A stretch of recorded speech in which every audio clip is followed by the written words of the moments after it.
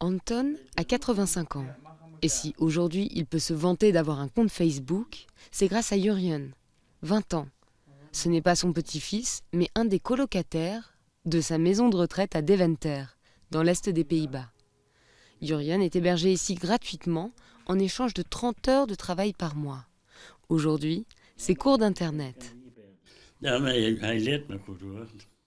Il me guide bien, il fait cela très bien. Je sais bien faire quelques trucs, mais lui, il connaît les bons tuyaux.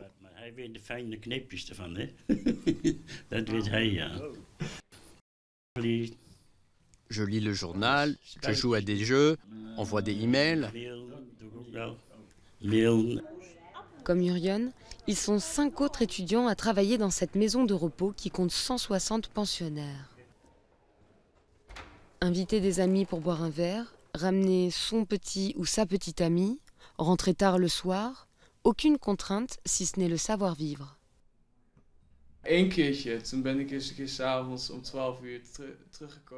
Une fois, je suis rentré le soir vers minuit et j'ai fait pas mal de bruit en refermant la porte, ça a réveillé ma voisine. Mais bon, c'est arrivé une seule fois et ce n'est pas quelque chose que je fais de manière volontaire. En bon voisin, j'ai été présenter mes excuses et ce n'est plus arrivé depuis. Les étudiants n'ont pas vocation à remplacer les professionnels, mais plutôt à compléter leur travail, et cela à moindre coût.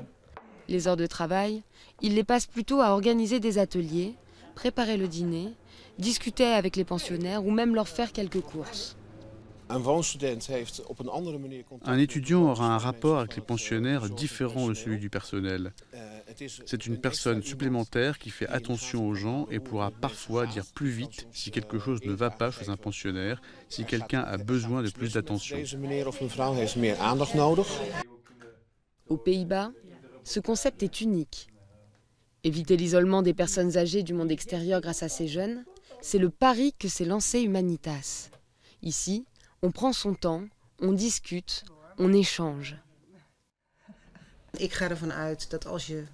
Quand on a 96 ans et qu'on souffre d'un genou, ce genou ne va pas aller en s'améliorant. Les docteurs ne pourront pas y faire grand-chose. Par contre, ce qu'on peut faire en tant que maison de repos, c'est créer, construire ensemble un cadre de vie qui est tellement chouette, tellement attirant, dans lequel il se passe tellement de choses et où il y a de l'énergie, et ce, afin de faire oublier ce genou douloureux. En 2050, selon les Nations Unies, les plus de 60 ans seront près de 2 milliards, soit 21% de la population mondiale.